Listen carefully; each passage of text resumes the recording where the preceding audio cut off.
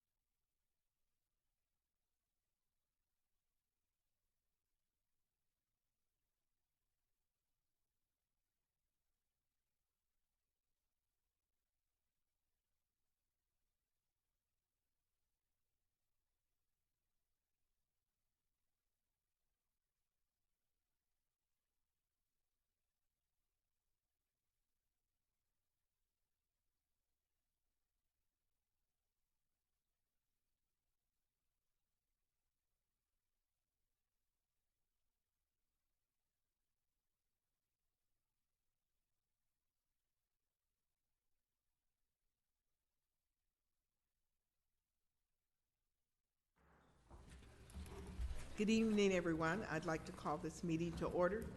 Today is Tuesday, June 14th, Flag Day. And this is a meeting of the City Council, City of Rialto, acting also as a successor agency to the redevelopment agency, the Rialto Utility Authority, and the Rialto Housing Authority. So at this time, I would ask if our city clerk would do roll call, please. Mayor Robertson, Present. Mayor Pro Tem Scott, Present. Councilmember Trujillo, Present. Councilmember Carisadas, Present. Councilmember Perez, Present. City Manager Marcus Fuller, Here. Deputy City Attorney Robert Messer, Here. and Madam Mayor, Mayor Pro Tem Council, let the record reflect that City Treasurer Ed Career will not be attending the meeting. He's at home ill, and hope he have a speedy recovery. Oh, I hope so too. And I don't know, for the record, I didn't know if I stated, but calling the meeting to order, it was 7:57 PM, so. With 6:57, thank you. So with that, I would now ask that everybody would stand and join us in the Pledge of Allegiance as Councilmember Andy Carisadas leads us in pledge. Put your right hand over your heart. Ready to begin.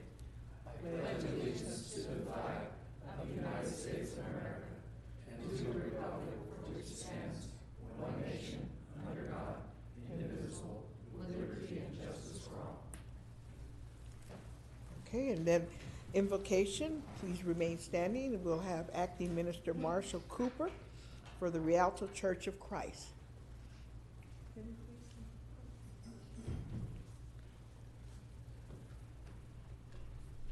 Let us go to our Heavenly Father in the word of prayer. Dear most righteous and merciful God, Father God, we fall down humbly before your mighty and majestic throne, recognizing that you are the Alpha, the Omega, the first, the last, the beginning, and the end. Father God, we ask that you allow the Holy Spirit to come and fill this room, Father God, with all decisions that have to be made, with all issues that are brought up, that you bless all the leaders, Father God, that you allow each and every one to make sound decisions, Father God, that will continue to build up the Rialto community. We ask, Father God, that you just continue to watch over us as we continue to have this meeting and go about this meeting, and that you bless each and every one that will be coming into the meeting as well. Father God, we ask that you bless us as we leave this meeting, Father God, as we continue on our day, Father, and that you watch over us, protect us, and guide us, Father. Father, we pray all of this in the mighty name of our Lord and Savior, Jesus Christ. Amen. Amen. Thank you.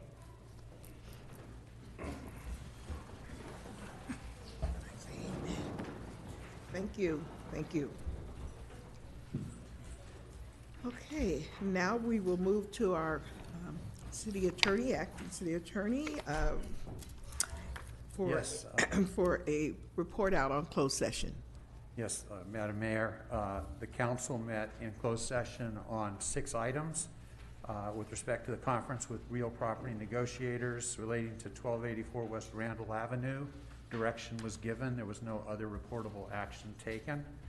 With respect to each of the 4 items under conference with legal counsel, anticipated litigation, direction was given. No other reportable action was taken.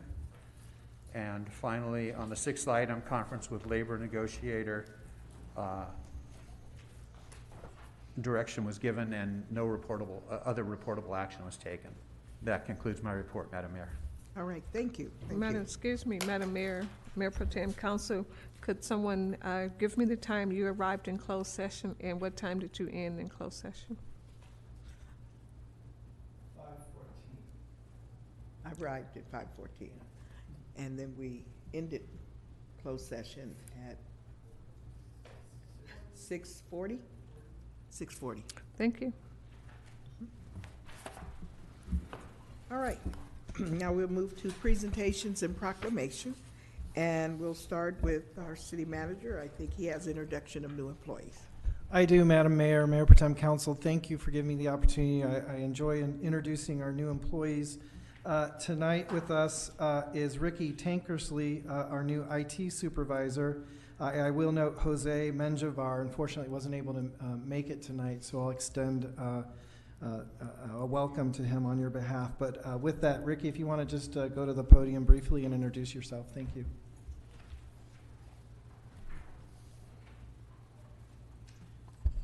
Good evening. My name is Ricky Tankersley.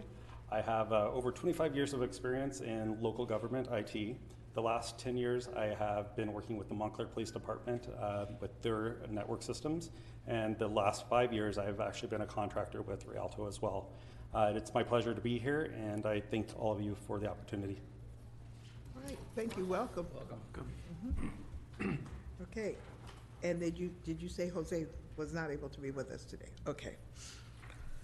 All right, now the next piece is going to be an update on the South Riverside Avenue reconstruction project. Yes, so this is exciting. I know we've all been waiting for this work to start. So I'll invite our consultant up to give an update, but we are pleased to announce that we're ready to start construction of this long-awaited project. Good evening, Madam Mayor and City Council. Thank you for this opportunity to present the Riverside Avenue South Reconstruction Project. Okay. My name is Vanessa Barrientos, and I'll be the public outreach representative for the project. And here with me today is our resident engineer, Amr Hassan. Oh, is the presentation? He's back there. Oh. You can see it up there. Oh, sorry.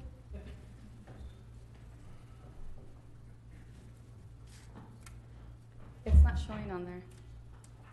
It's showing on here.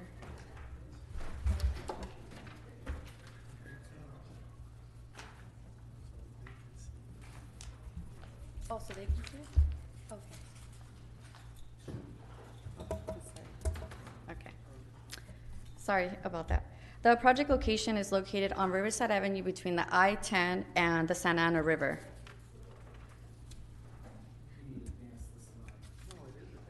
It's advanced on here. Yeah, it's on here. Yeah, it's on here.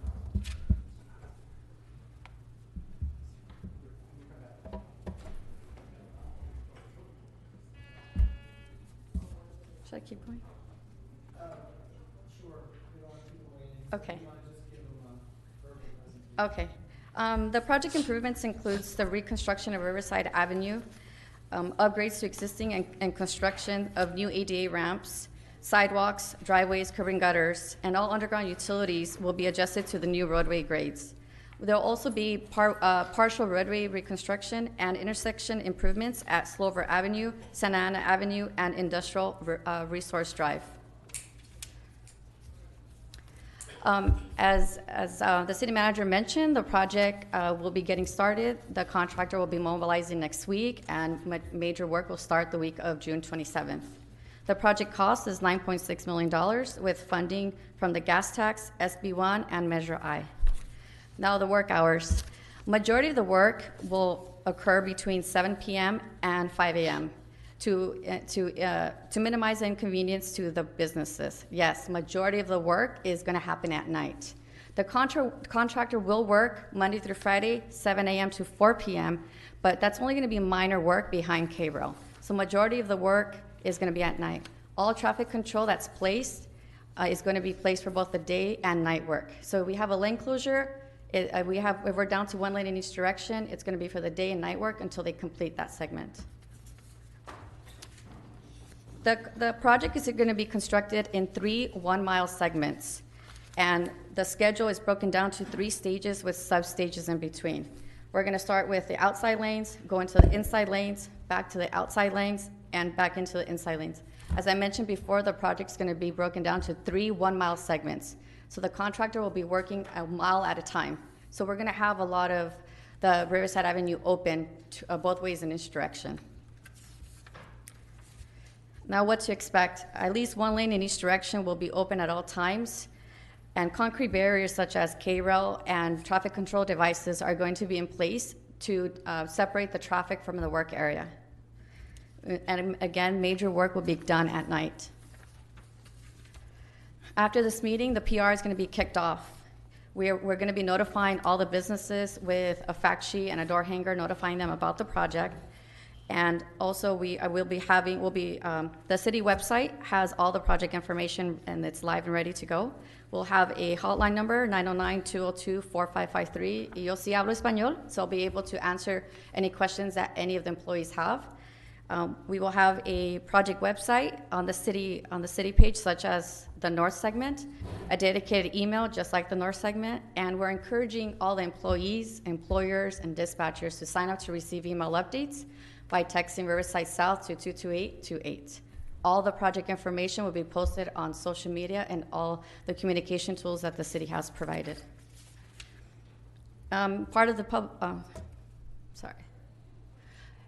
For construction updates, I'll be attending the weekly construction meetings with the contractor, developing construction notices with closure information.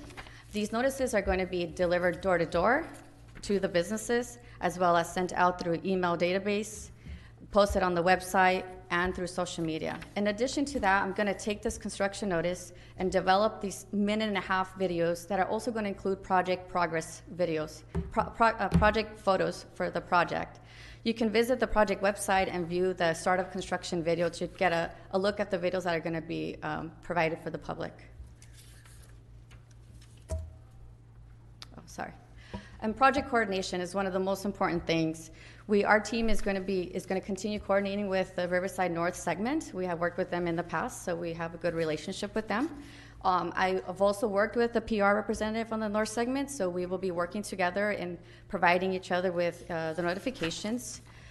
We will also, as I mentioned before, after today's meeting, we're going to kick off the PR, emergency services, transit, and obviously we will be communicating to all the local businesses throughout the life of the project.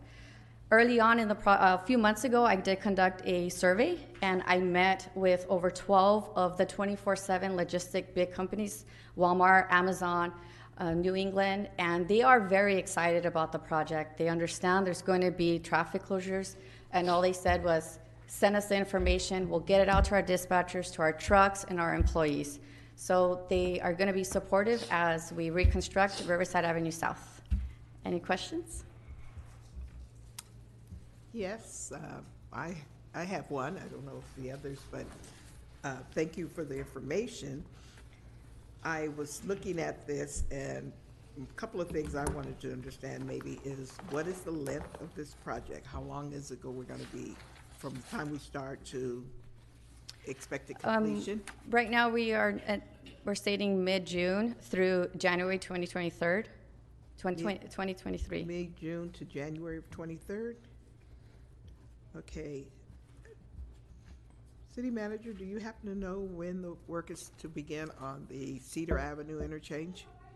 Because I thought that they were mobilizing and getting ready for construction. Yeah, and so we've been coordinating. That's an important coordination also with this project, is the timing of the county's interchange project, because we don't want any overlapping, conflicting detours. Okay. The other thing that, as you gave the presentation, I just recently went down into the area, and I remember also speaking with our police chief about a lot of activity, a lot of traffic, and I remember another person coming forward and talking about the schedule, I think, of Amazon when the employees are getting off at 4 a.m. in the morning. There's quite a bit of traffic. So I'm concerned because as I went through all of this, I wanted to understand. I went down there and I discovered, just didn't know, there's a whole community that's like south off of, west on Harupa. It's more of the Bloomington, but I didn't see the outreach as what we're going to do for the communities and the residential part of that. So I would hope that we have the Bloomington area, and maybe making certain we have a meeting with the Bloomington Municipal Advisory Committee, the MAC, letting them know that it's going on. There's the MAC, then there's, of course, our jurisdictions, Brownless, Riverside. A lot of people use that corridor at night as well. So I just want to make sure we do notice beyond just the business community. And with Amazon, when I met with them, they did give me the schedule I asked them for their night schedule and their date and the different shifts that they have.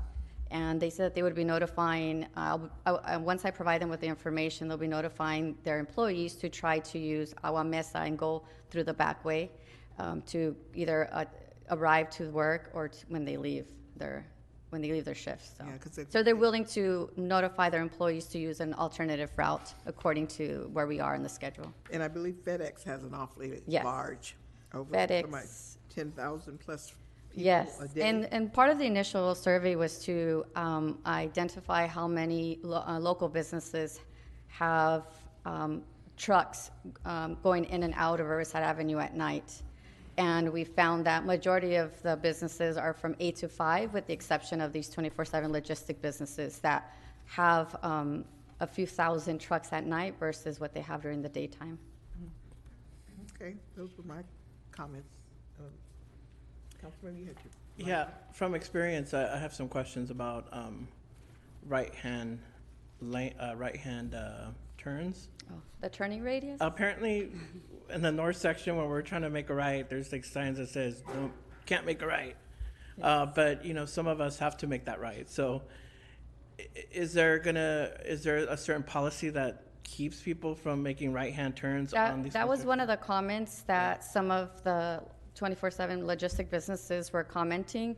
They were stating that they're not allowed to make a left and avoid the 10 freeway.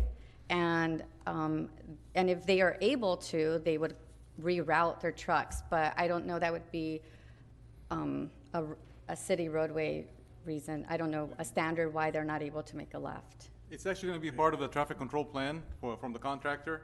So turning radiuses, how essentially accessibility is going to be primary for any turn at that point in that traffic control plan. So as we're reviewing it right now for the north segment, that's what we're looking for. We're looking for making sure everybody's got access in every direction, essentially, and Okay. that's what we're going to make it work. That's important.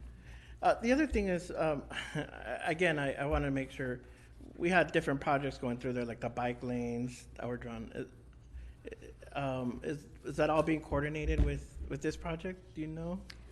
We will coordinate with any, Okay. I just found out about 2 new projects, so we will be Okay. coordinating with them, and we've worked together before. So any local neighboring projects, we're going to work with them, as well as the Cedar project, which the team in the contractor is aware of that project as well. Okay. And then, again, we know you went door to door, but do you have any other kind of opportunities to get your phone number out to the public who might have questions about? The contractor will be placing PCMS signs, and we usually have one with a phone number, one phase of the PCMS sign with a phone number, so that way they can contact us. Okay. And plus, in addition to that, I will be printing out. I have business cards, and so we're going to provide those to the contractor's laborers. So in case anybody goes up to them and talks to them, they'll be able to provide them with the business card and know that they have to contact me and not bother the contractor. Got it. Okay. Thank you. Thank you. City Manager, question for you. With the project that's going to start, we'll be finishing in January, don't know exactly when they're starting. Have we discussed the fact that they plan on deterring traffic from Cedar over to Riverside Avenue? And will we be discussing the level of impact to the roadway that we've just put Can I answer $9.6 that real million quick? down? We've actually negotiated with the contractor to start with the north segment first, so that we're done with the widening, our reconstruction work before the Cedar work starts. So that's why we're starting on the north end of the 3-mile segment, essentially, so that we're out of the Cedar project traffic by the time they're ready to actually have detours and stuff. Appreciate the way you're scheduling, but I think what I I'm hear your talking about point. is we're putting down a new effort to put a roadway to handle the normal traffic, and then we're going to end up with shifting whatever happens at Cedar. So that's more of our conversation we need to have with the sub-region agency. Thank you, though. Okay. All right. Any oral communications, Madam City Clerk? Yes, we have a couple of speakers. Katrina Rodriguez.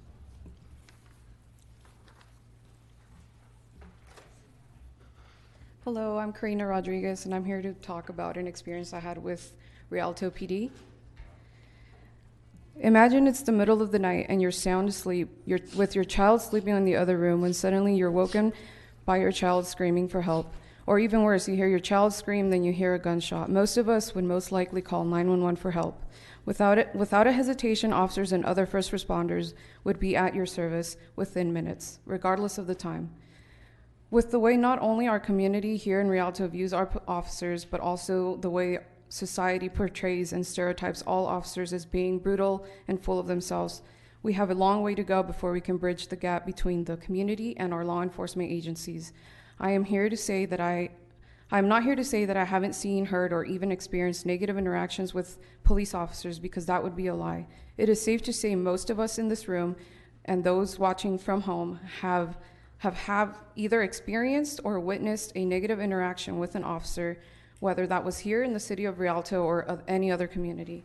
The question I am here to ask you today is, are you contributing to creating a larger gap between the community and the badge by stereotyping all officers in the Rialto PD as being bad cops or thugs in blue, as seen in the Rialto PD social media negative comments from the community members? Or are you proactively attempting to attend community programs that will allow for you to address your safety and injustice concerns, or to even just get to interact with officers in the community to get a better feel of who the men and women behind the badges are? You may be asking yourself, how will a coffee with a cop or a wave hello change anything with bridging the gap and helping you address your concerns? I am here to invite you all to attend the Community Ambassador Program. I was nervous to be a part of the program initially because I did not know what to expect. Before the program, I thought I had a general idea of what police officers and police departments do to keep us safe. However, I quickly realized that I knew little to nothing about what being a police officer entitles and why they do what they do. Not to say I had a negative overall outlook on law enforcement before the program, but it is hard not to acknowledge all of the anti-cop media we see and hear daily. It is through programs like the Community Ambassador Program that we can get to see law enforcement through a different lens.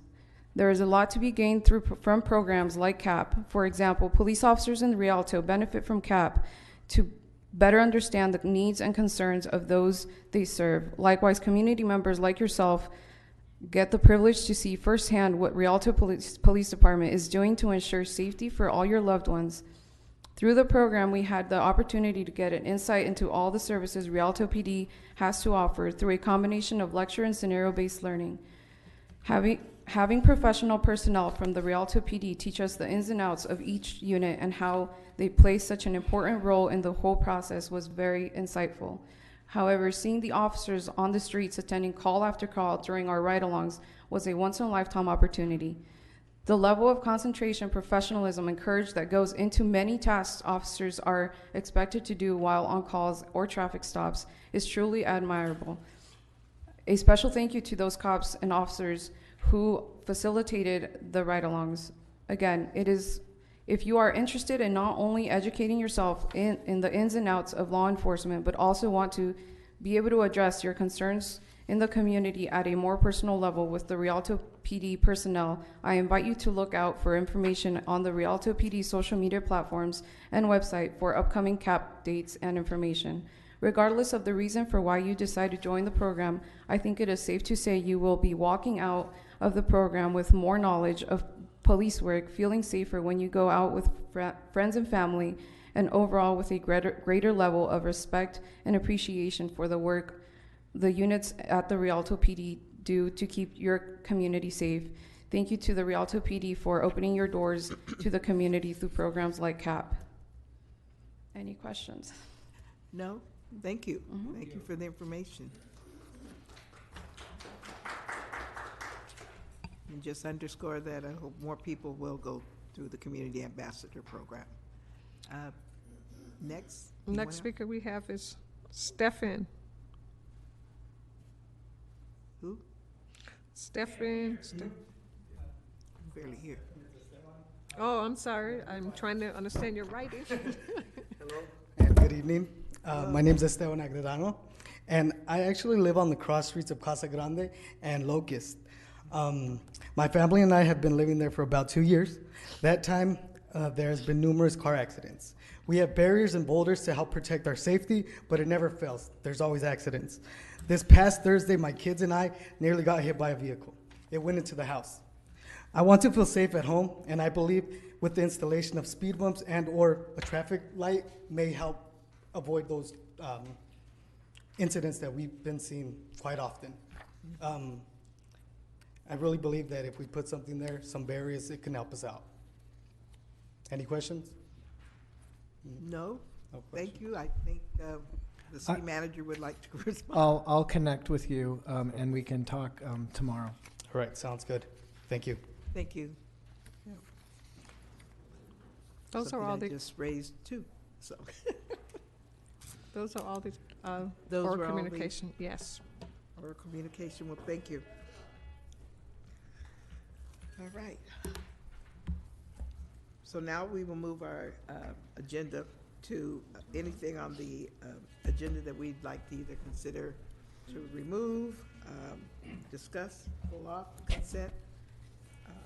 Anyone have anything? I have, just for the record, I know I will be abstaining to one of the voucher list notices, and that will be 224139, and it is National Council of Negro Women.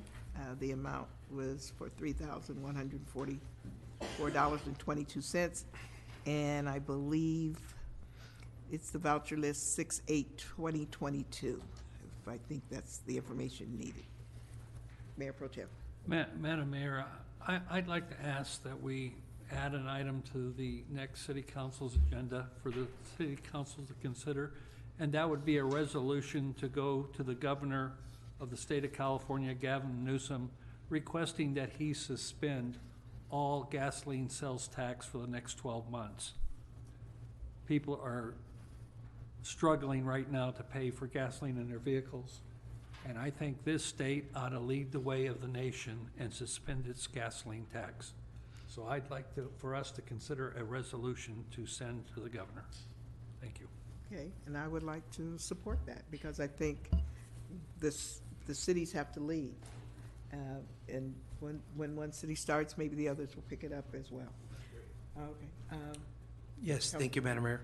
I will be recusing myself on F2, F3, due to a conflict of interest for my location at the Renaissance Marketplace, and additionally tab 3 and tab 12, due to conflict of interest for my business on Foothill Boulevard, since it's been identified as a census tract area. So I'll be recusing myself from those two tabs as well. Thank you, Madam Mayor. Okay. Anyone else? You know, with that stated, I think it would be beneficial if, I received it today, and City Manager, I think it would be beneficial if we maybe show a map of the census tracts in our community, because I think it's helpful. I was looking at it very closely today, and it helps people better understand also on what we've been talking about in terms of redistributing money, that you can see the census tracts. So, thank you. I understand businesses as well if you're acting. But I have a question related to that. Why are we people abstaining from that item when most of the city is in those census tracts? Actually, the map is, as I looked at it, it's not that much. It's not even 50% of our city. Well, what is the conflict? I don't understand what the conflict is. I don't know if anybody advised it. The conflict is that there's, that potentially I could apply for some of the grants that are offered because my business on Foothill qualifies for some of the. So you're abstaining because of your business and the potential of And the applying for some of possibility those of- funds? Correct. Okay, gotcha. Thank you for clarifying that. All right. Okay, any others? If not, With those notes, I'd like to move to approve the consent items. okay. I'll second. It's been moved by Councilmember Trujillo and seconded by Councilwoman Perez that we move the consent calendar, if there's no objections. So ordered. And now we'll go into our first tab item, and tab number, these are all my consent, so let me go over here. Tab number 1. Hello there. Good afternoon, Mr. Gonzalez. Good evening, Madam Mayor, members of the City Council. I am Paul Gonzalez, Community Development Manager. The Seasons of Acacia Project West, proposed as annexation number 5 into Community Facilities District 2016-1, is owned by Richmond American Homes and located on the east side of Sycamore Avenue, 615 feet north of Randall Avenue. Development is for 30 new single-family homes on approximately 4.7 acres.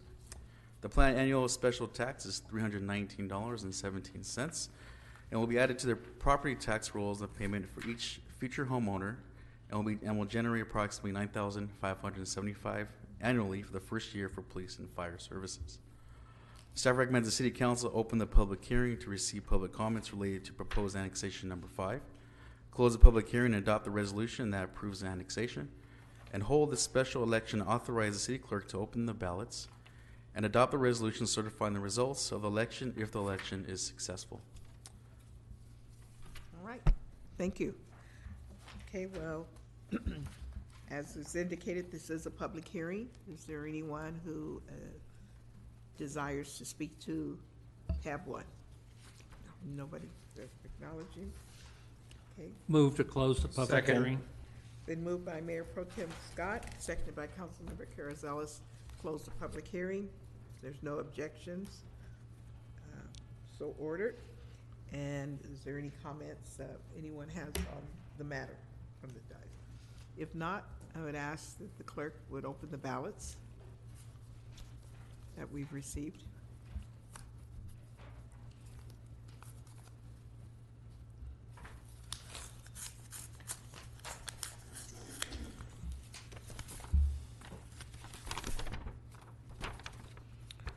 Madam Mayor and Mayor Pro Tem Council, I've opened the ballot for Community Facilities District number 2016-1, annexation number 5, for Van G, property owner Van G. Martin, and Proposition A is a yes, and Proposition B, yes. Okay.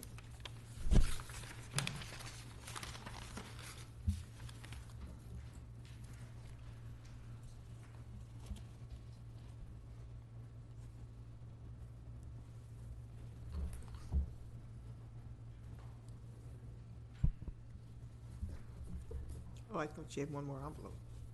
No, that's the was there? next item. Oh, okay, I'm That's sorry. for Is that it? another, Oh. Madam Mayor, move to adopt resolutions 7914, 7915, and 7916. Second. It's been moved by Mayor Pro Tem Scott and seconded by Councilmember Carrizales. And any objections? Hearing none. Is there anything more that needs to be read into the record? well, no, Council? he read the resolutions, which I need to number the resolutions read, so. Other than that, unless the council asked to do something I else. have nothing further. It's required. You need the numbers read, you said? No, I said the Mayor Pro You just Tem. needed them read. Yes, the Yes. resolution numbers. Okay. All right. If that concludes that, we're on to tab 2. Once again, Madam Mayor and Council, Paul Gonzalez, Community Development Manager. The depot proposed as annexation number 6 into Community Facilities District 2006-1. The owner is Century Communities of California, LLC, located on the southeast corner of Willow Avenue and Bonneview Drive. Development is for 56 single-family homes on 4.54 acres.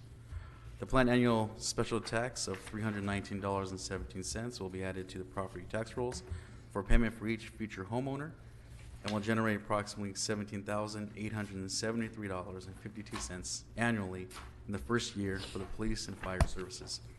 Staff recommends the City Council open the public hearing to receive public comments related to proposed annexation number 6, close the public hearing and adopt the resolution that approves annexation, and hold a special election, authorize the city clerk to open the ballots, and adopt the resolution certifying the results of the election if the election is successful. All right, thank you. Well, this is a public hearing. If there's anyone who is desirous to speak on the item, please step forward. No public notices from city Move to clerk. close the public hearing. Second. Been moved by Councilmember Perez and seconded by Mayor Pro Tem Scott. Any objections? Hearing none, motion carries. And please open the ballot.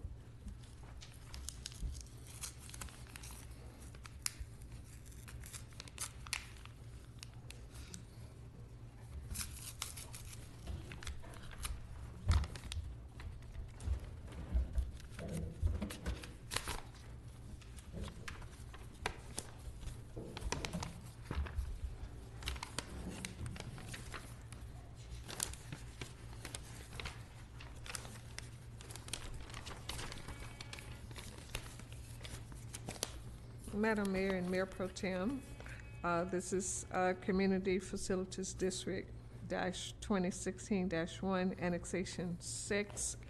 This is for Justin Bureau. And Proposition A, yes. Proposition B, yes.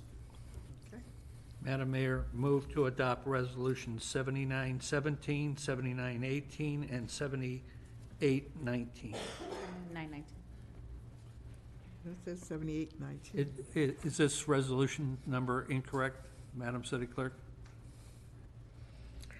On the agenda, it shows. Yes, let's go with 7, 7919? yes. Okay, adoption Thank of you. 7919, 7918, and 7917. Second. Okay, been moved by Mayor Pro Tem Scott, seconded by Councilmember Perez. If there's no objections, motion carries. All right, thank you. Now we'll move to tab number 3, and that is also public hearing.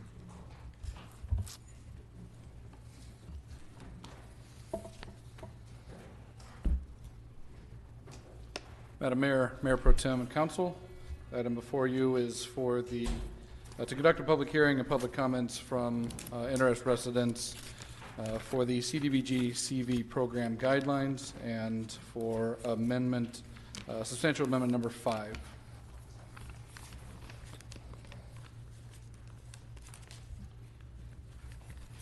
I have the presentation.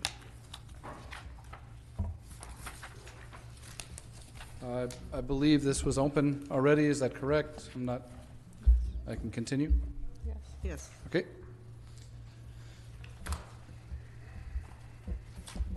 To provide the background, June 2020, the city initiated and implemented the CDBG CV programs.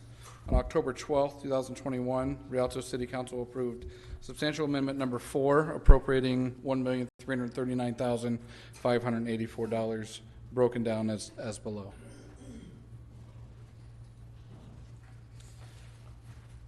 What you have before you is the substantial amendment changes, highlighting only the COVID testing, which is at $100,000. Proposed revised budget is $0. The food insecurity program, the original budget was $0, and the proposed revised budget is $100,000, with everything else remaining the same. Additionally, we are recommending the current eligibility of $4,800 for rent, mortgage, and $500 of utility, and changing that to $6,000 for rent, mortgage, and utilities, and including internet and trash, which was not there before.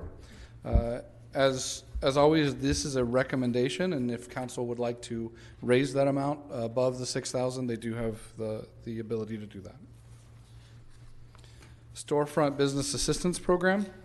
Currently, it's $4,000 for rent and mortgage only, and they must have less than 25 employees.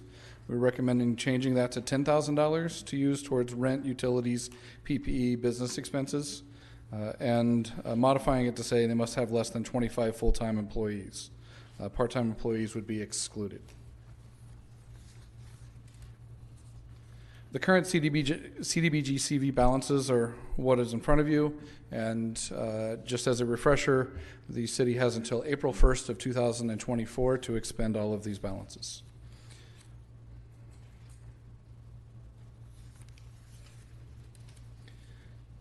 This is a summary of the applications that have been processed, with 71 received, 12 approved, 1 in review, and 58 closed for rental from AGI or Avant-Garde. Prior to that, 467 processed with 38 validated by the city. Small business, 8 received, 3 approved, 1 in review, 4 closed. And with the city, small business, 19 with 11 validated. Is that if you'd like to go over some of the applications?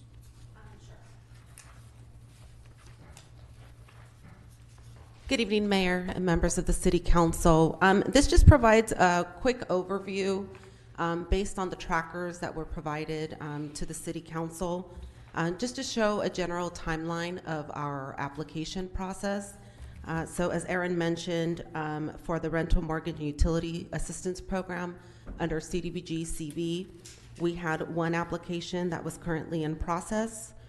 So we wanted to show a timeline on when an application's received, when it was reviewed, and then the comments that our staff provides based on their follow-ups. So for this specific application, we requested for them to submit the documents, and if they didn't comply by the end of the week from the date that the notice was sent, the application was then closed. For the small business program, the applicant that we had in process, that also shows a timeline, and it shows the follow-up that we made to the business. This specific business, we found that they've already received assistance previously from this program, so their application has been closed. I did want to provide just a quick update because we're still continuing to receive applications under the CDBG CV program. So we currently have 9 total applications that were received from the time that this report was published. We have 1 that has been approved so far, 5 that are currently in review, and 3 that were denied because they did not demonstrate COVID impact, which is a requirement for this program, and therefore we referred them over to the ARPA program so they can get funded through there. We are continuing to follow up on applications to collect the required documentation, and I believe that summarizes the application process. The next slide just has our typical application process timeline, which we're currently implementing. So overall, as long as we receive all the documents timely from the residents, we are able to process applications within 2 to 3 weeks from the time that they're received.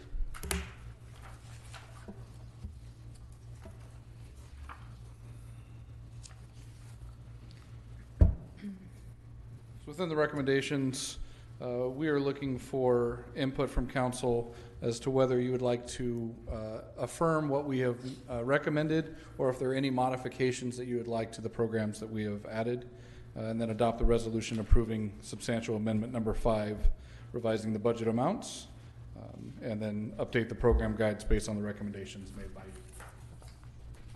Okay, I have. thank you. Okay, go right ahead. Thank you, Madam Mayor. On page 6 of the presentation, I just want to confirm, because I know that the COVID testing was one of the items removed, but it's still listed here as a full balance. Correct, that was the original balance. Okay.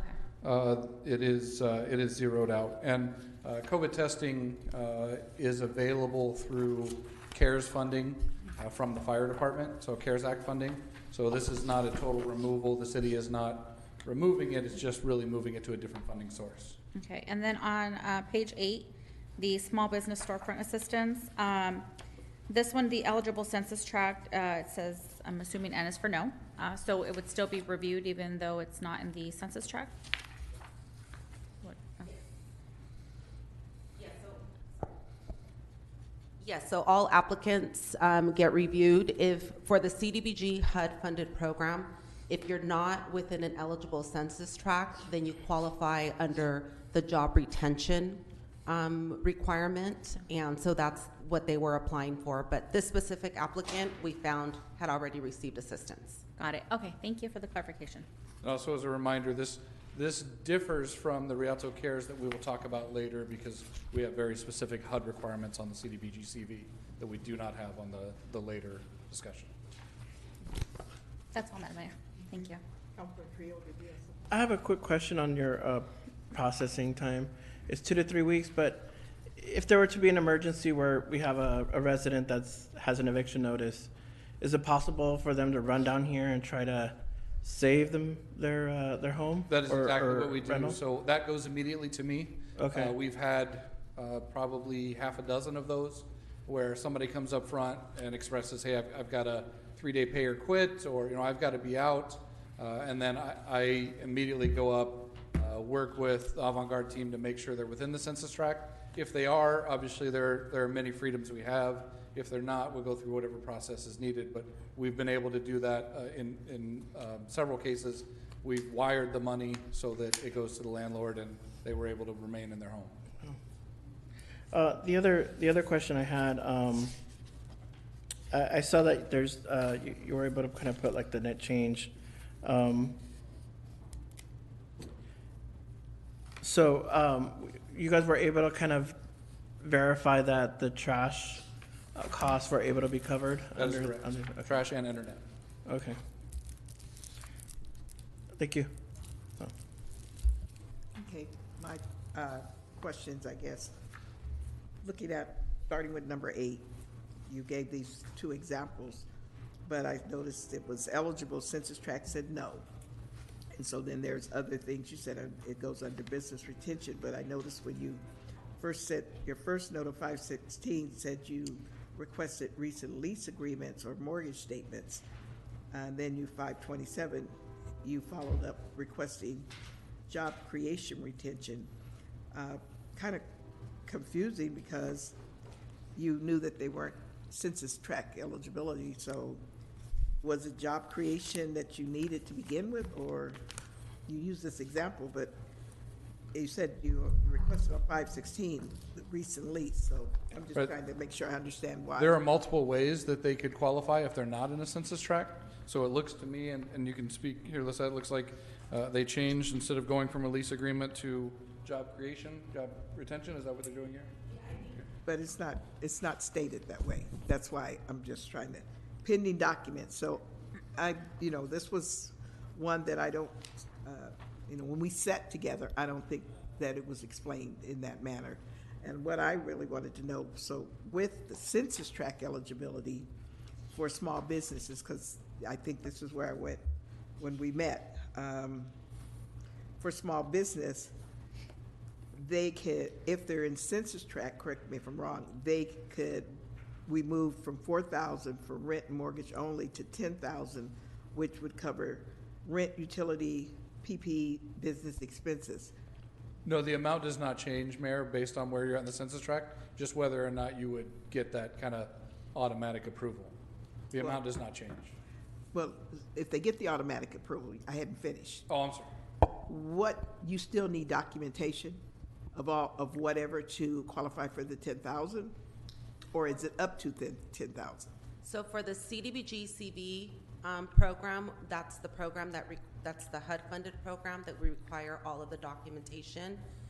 Currently, for the businesses, they just submit the documentation for the grant amount that they're requesting. Okay, but they need paperwork to support it. Correct. This is where this gets so confusing. You talk about CDBG CV, and then we talk about the other funds that are not as restrictive. So under census tract, both of them, my understanding, are still driven by a census tract requirement. The CV and the AAR, So we're only talking about CV. we're only talking about the CV. So CV has census tract Correct. eligibility. Correct. And I thought it was said if they are in the census tract, they're eligible, and there was no more that they have to substantiate? No, because it's the HUD-funded CDBG CV funds, which were provided to the city in response to COVID, they need to demonstrate for this specific program that they've had a COVID impact. So if they're within the census tract, they also have to meet the income eligibility requirements and demonstrate that they've been impacted by COVID for this program.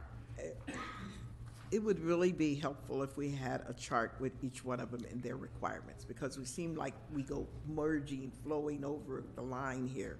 And it's very hard to explain to someone where they are eligible for something and they've already applied, and I've said this, and they were told they weren't eligible because they did not show a loss of income, but they did have to incur costs to stay open to provide the services. So I think we've covered this enough times that, I guess this is amendment number 5. So we have until 2023. We'll see how this goes, because I'm very concerned that the outreach and information has not flowed out in sufficient time from the time we received the money to here we're sitting here May, June, still talking about it. And I think we looked at these numbers and we all felt things where money should have moved had not really moved. And so I'm just hoping that we can get out and maybe provide services to people who are in the census tracts and see how fast we do their applications within 2 to 3 weeks, because that wasn't what I saw when we looked at a full spreadsheet of stuff. This is a cliff version of what we set in. And one of the things that Avant-Garde has modified, Mayor, is they now have staff here Monday through Friday from 9 to 1 that walk people through the individual, whether it's Rialto Cares or CDBG CV. They walk them through the application process, and they're bilingual in both English and Spanish. So it is really night and day from where we were before, with somebody available just on Wednesdays at the farmers market. Okay. And I would agree with the mayor's recommendation of a one sheet with side-by-side requirements. I think that would be helpful to us when we're talking to people out in the community. We'll get that for council, and then we'll also post it to the website so it's easy for people to understand. Good. Okay, well, what's the pleasure of the body? Move to close the public hearing. Second. Anybody wanted to speak on the public hearing, Madam City Clerk? No? Okay. It's been moved by Mayor Pro Tem Scott and seconded by Councilmember Trujillo to close the public hearing. Any additional comments? So move to adopt Resolution 7920 and to amend the CDBG CV program guidelines. Second. And I would only ask that as we move and make this amendment, I'd like to see, have we come back with what we're going to do in terms of a proposal for how we are going to find a contractor that will be dealing with how we're going to approach and deliver on food insecurity, because there's no structure yet. Absolutely. And I believe that was stated by Ms. Alvarado. She has some thoughts and plans, but we need to do as quickly as we can a request for proposals. Yeah, I agree. Okay. Any objections? Hearing none, motion carries. Thank you. Thank you, Council.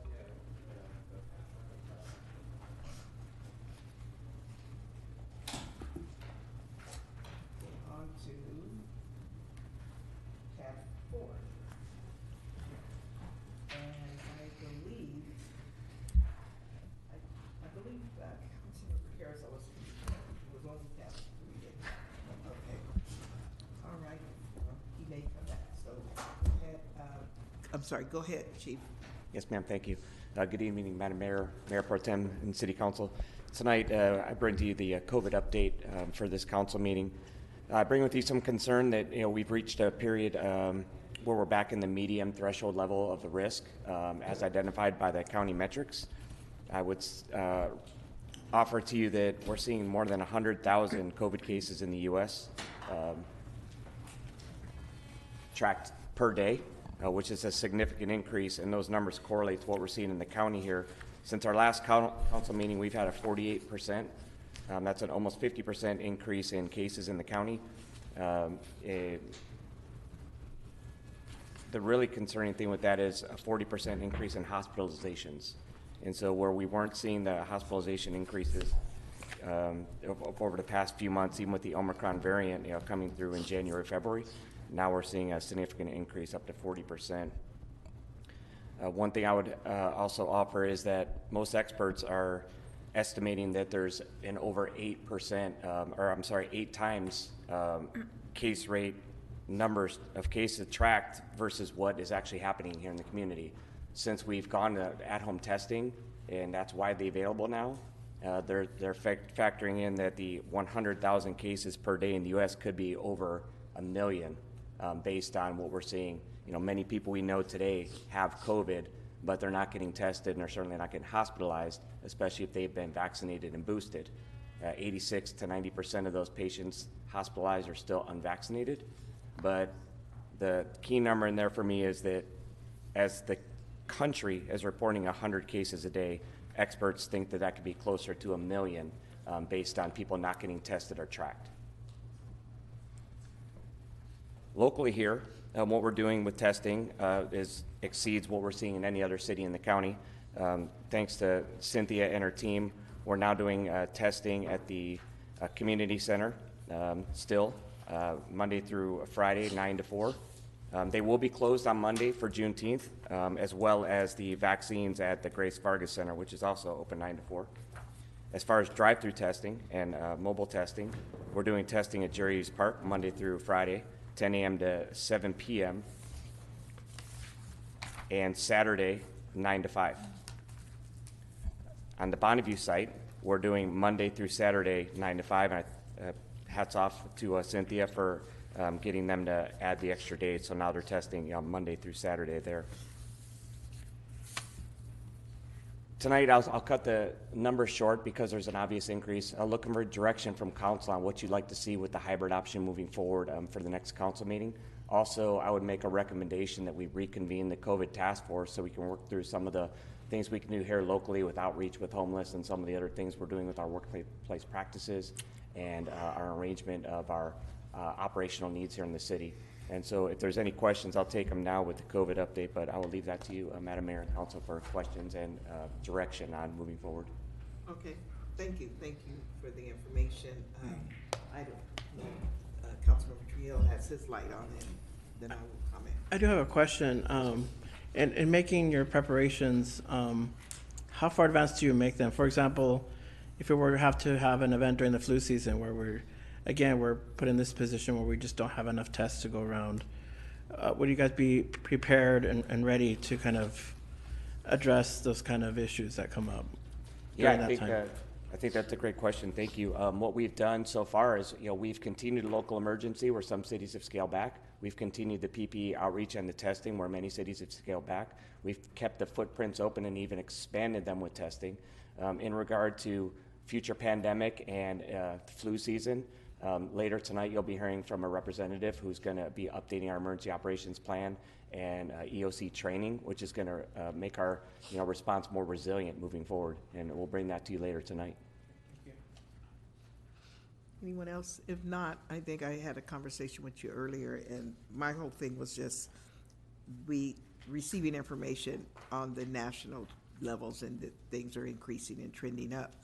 And I had asked you can we get a dashboard look at how is it reflected in our county and then also in our city? I don't know if you were able to find any information or provide it, but I would assume that we're going about in the same direction. Slightly? Yeah. Yes, ma'am. We're trending in the same direction. Even going into Memorial Day, we're 6 times the amount of case rates that we were last time this year. So we're not only seeing an increase, but we're starting off summer at a higher rate to begin with. Okay. So with that said, I do think that we probably should plan on having reactivating our COVID task force and monitoring at least where we are and what actions are we going to take. I don't know if anyone else has other comments, but, and I think we had already addressed the hybrid aspect of leaving that open if we find ourselves needing to go back to hybrid, so we don't have to revisit that at this time, right? Yes, ma'am, unless you wanted to take any further action. I believe the hybrid conversation from last meeting was limited to if a member of council was unable to attend. I don't believe we opened it up to if we wanted to go back to separating out the council from the public. I would defer to the city attorney on that.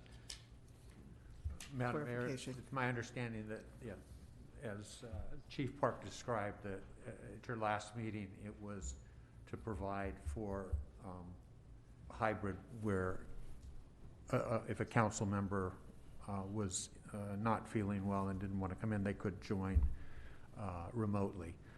What Chief Park is recommending or providing for your consideration is to go back to separating the public completely from the council. Okay. Well, what's your guys' thoughts? Anybody comments? Because it says make findings for continuing hybrid public meetings pursuant to AB 361. So I think I'm hearing two different things. We took an action, I know, for the council, but go ahead. I'm sorry. That was why I added that, was just to ensure that we made the findings to continue the resolution you adopted, which was specific to allowing one or more of you to attend virtually. But based on what the COVID task force or your direction tonight, we can bring another action relating to a different resolution. Is that what I understand? Yes. Robert? So at the next council meeting, if that's your direction, we can have on the agenda consideration of a similar resolution that would allow you the flexibility to have completely hybrid meetings as you did before. All right, thank you. Because fairly concerned with see where we're going with the summer with different variants and things. So, all right. And is there any action? Just a motion to continue the public or the local emergency. Second. Okay, did Councilmember Carrizales first and Councilmember Trujillo second? There's no objection. Motion carries. Thank you. Okay, tab number 5. Okay.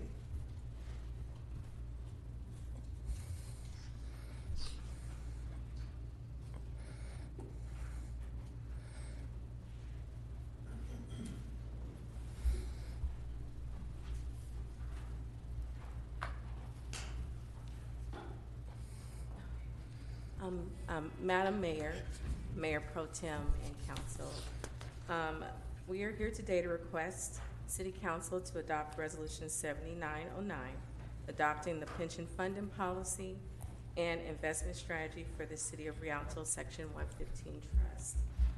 Today with me I have Mr. Anthony Armas, who is a representative of PARS, and I have Ms.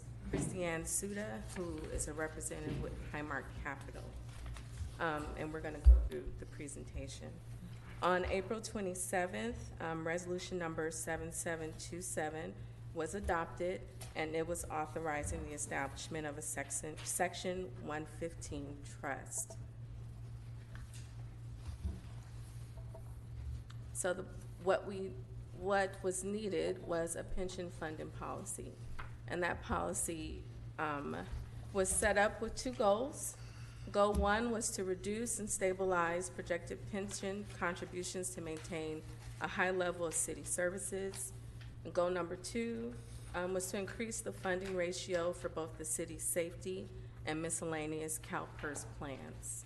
And the pension funding policy should be in your materials. The strategy that's presented in the policy is to reduce our unfunded accrued liability, increase our funding for the UAL to 80 to 100%. And also, we have a Section 115 trust pre-funding strategy, utilizing in between 10 to 50% of excess general funds that are established after we close out our fiscal year. So those are the pension funding policy highlights. next. Good evening, Madam Mayor and members of the council. As Catherine mentioned, my name is Anthony Armas. I'm just here to give a quick update or recap on the adoption of the combination trust. So the city did adopt the OPEB-only trust back in June of 2009. The city has been actively making contributions into that OPEB for their OPEB liabilities and obligations, so currently at $27.8 million. With the adoption of the combination trust, the 27.8 from the OPEB-only trust would transfer to the OPEB subaccount of the combination trust. And secondly, the pension subaccount would also be established for the pre-funding of the pension obligations. And then the next slide here just gives a recap of the current pension funding status under CalPERS. So all this data pulled directly from CalPERS and their latest actuarial evaluations. So with a measurement date of June 2020, the city's actuarial liability at $466.7 million, assets under CalPERS $322.5 million, putting the unfunded liability at $144.3 million, and a funded ratio at 69.1%.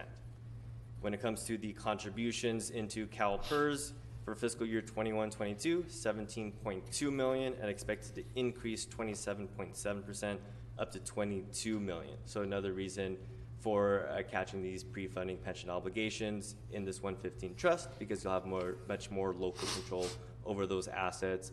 You'll be able to choose the investment strategy that's being recommended by the team here, and just again have that localized control, being able to set aside the funds in the PARS pre-funding pension program.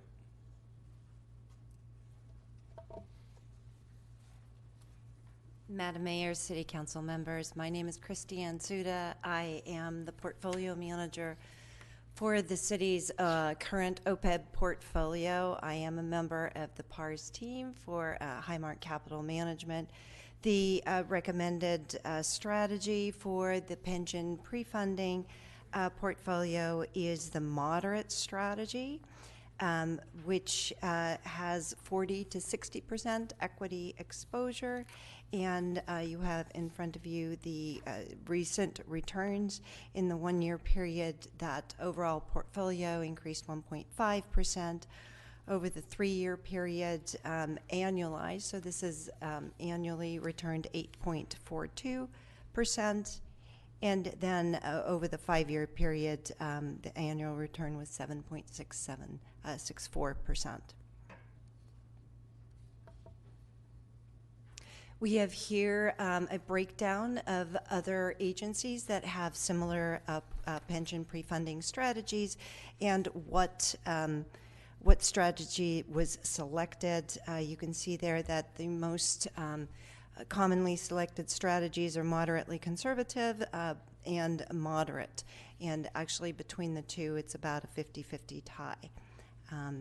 More conservative strategies and more aggressive strategies are also available.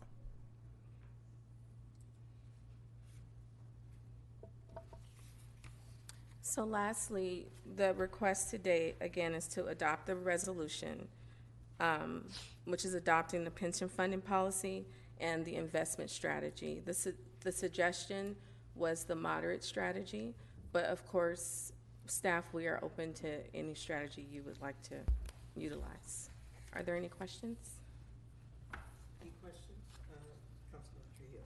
I guess when we first started this discussion 4 years ago in our subcommittee, the way I kind of thought about it is the investments are being done in the long run, so that somewhere at the end of the investment there becomes a type of payment in the future, and so it would yield more kind of interest for the city.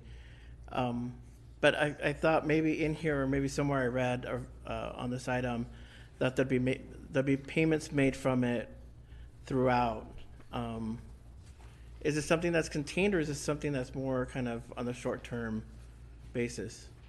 Well, the pension funding policy is written to have both options. Okay. So if needed, there is the option to use it to fund our annual payments, or there's also the option to to keep it in there long-term. So that both of those options are written into the policy. Okay, because I think I remember kind of weighing in kind of the long term, kind of having a kind of a parallel kind of investments as maybe the UAL will increase a lot larger in the long term with our pension trust, and it'll just follow each other. I didn't really remember us kind of maybe learning about the short term kind of cycles in there. I always thought it was more of a long term investment in that. PARS did provide us with other cities' sample policies. Okay. And they're written a multitude of ways. We just wanted the policy to have a level of flexibility for if that need did arise. Okay. But of course, while we're here and when we come to you with the excess general fund revenues at that time, we can definitely say how those monies should be used. And the other question I had, I get that you're making kind of you do bring in other cities in this last graphic in terms of the percentage of what cities are doing which strategy. But my question, do you still have a running list of cities and where they stand in terms of debt across the state? Because we used to have like a running list of cities, and I remember way back when we were number 4. Wanted to know if there's an updated list to see kind of where we stand now. Yes, so CalPERS, they do produce a list of every city that is in a pooled plan and non-pooled. We're a non-pooled plan city, and so we are on that list. We're around, as far as unfunded liability, we're around a similar percentage as, it's the average percentage as the other cities in California. Okay. All right, thank you. You're welcome. Any other questions? I'd like to move for approval. Okay, it's been moved by Councilmember Trujillo. I'll second. Second by Councilmember Carasellas. There's no objections. I was just looking at the questions of the choices you were recommending, and I really was trying to figure out where was there any greater risk. I kind of looked across and it didn't seem like it's netting much more if we move from moderate up to balance. Capital appreciation looked like it really could give a great return, but at a greater degree of risk. So I was going to question why not move to balance, but then when I kind of did the math, it just didn't seem like it made much difference. So the major difference is the risk and the length of the investment for the term. So, okay, any objections to the motion? Hearing none, then we'll proceed. Thank you. Thank you. Tab 6.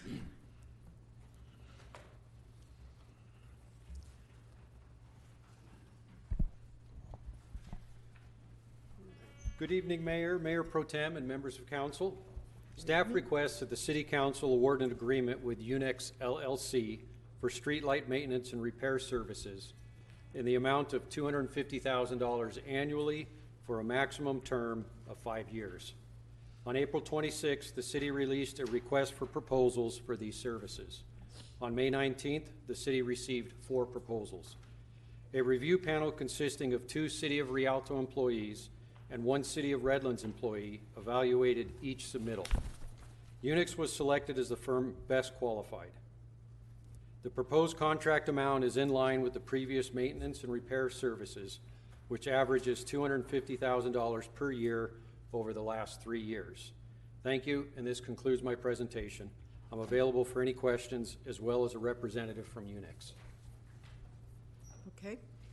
Any comments or questions? Councilmember Carasellas, you had your light on? No? No? Okay. I do.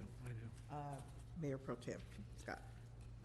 Just for the record, I'd want to note that Unix is a spin-off of Siemens, correct? Correct. So it's basically the same contract that we originally started with Siemens. It's just being done by their subsidiary Unix. That is correct. Okay.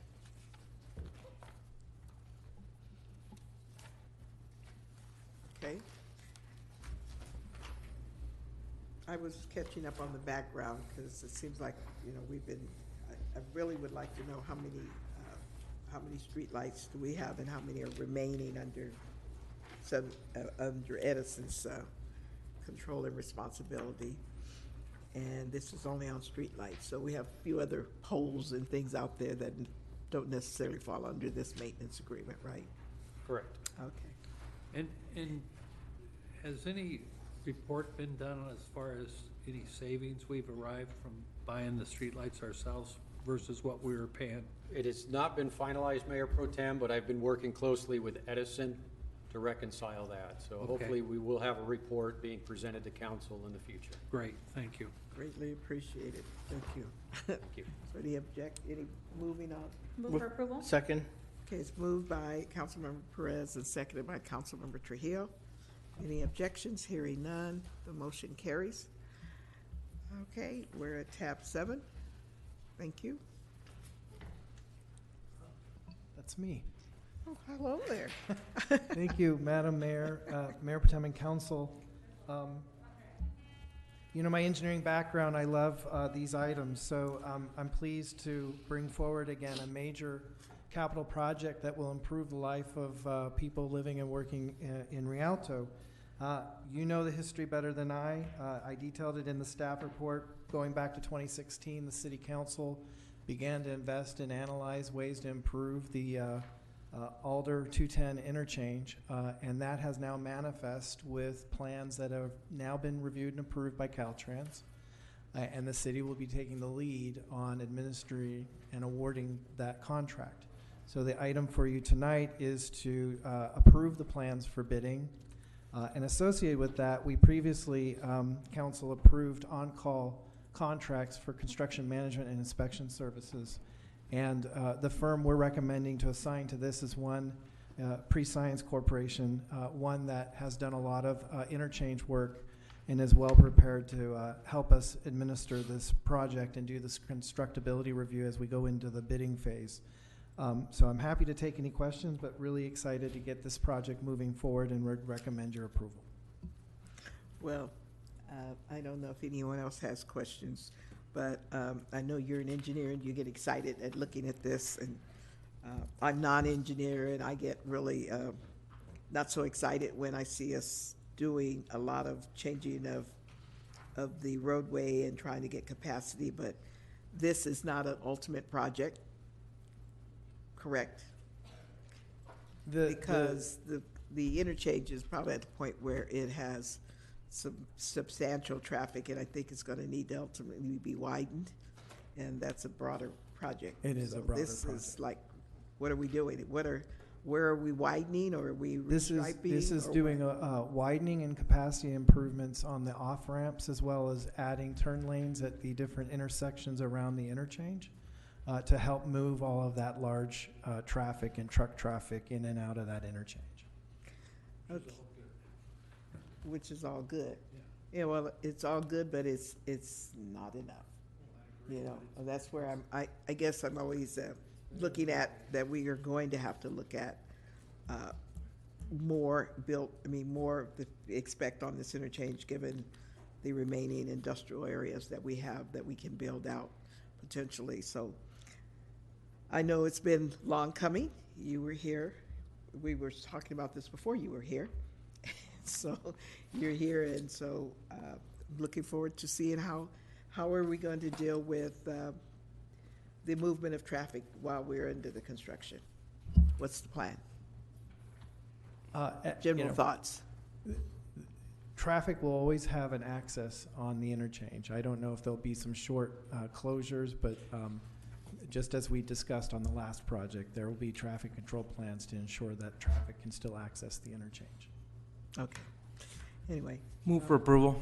It's been moved by Councilmember Carrizales and seconded by Councilmember Trujillo. Any objections? Hearing none. Motion carries. Tab 8.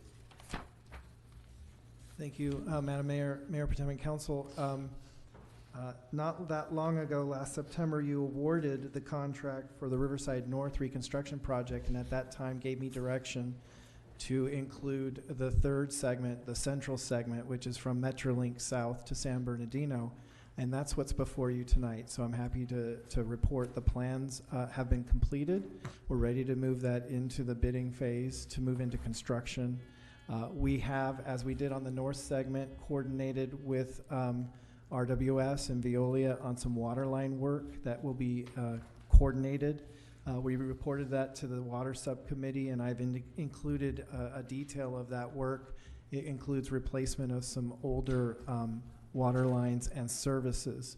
And so that work is being coordinated and will be scheduled in the same manner as we did on the north segment.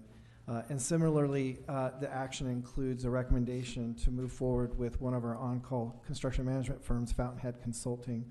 So we're really excited to get this underway, and as you can see, there's a lot of good work happening in the city of Rialto with all of these major construction projects, and with all of these CM firms, we'll ensure that the public outreach components are all well coordinated, and the timing of any conflicting work is well scheduled in advance. So I would recommend your approval. Okay.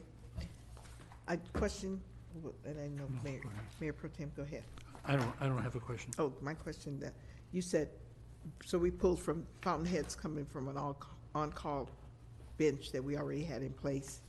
Okay, that was a question I had, and then just an off question is, have we checked to make sure, you mentioned coordinating with Veolia and them, have we checked to make sure every property along Riverside Avenue is on sewer and not on septic?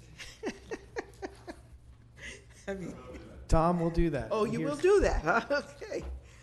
Okay, at some point, let's get with Ezra and get this stuff mapped so we really don't have to keep going out. Because when you said that, I immediately thought about, we have some, what is it? Commercial areas that I think we had a presentation is planning on making some improvements. So it might be a time for us to also coordinate with them to see what they may need if they're planning on changing. I just thought about that one. Okay. Is Tom going to do that before or after his vacation? Oh, yeah, that's a good point. Oh, all right. Well, you have a little time because I guess we're going to put this out to bid, right? Okay, so. Move approval. Second. Moved by Mayor Pro Tem Scott, seconded by Councilmember Perez. Any objections? Hearing none. Thank you. Motion carries.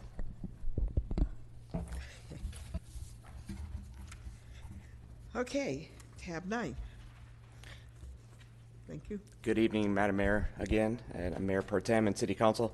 I'm happy to bring this item for you tonight. It's a request to approve a contractual agreement with Jacob Green and Associates for emergency management, consulting, and training for a total of $261,875, and authorize the city manager to execute the contracts.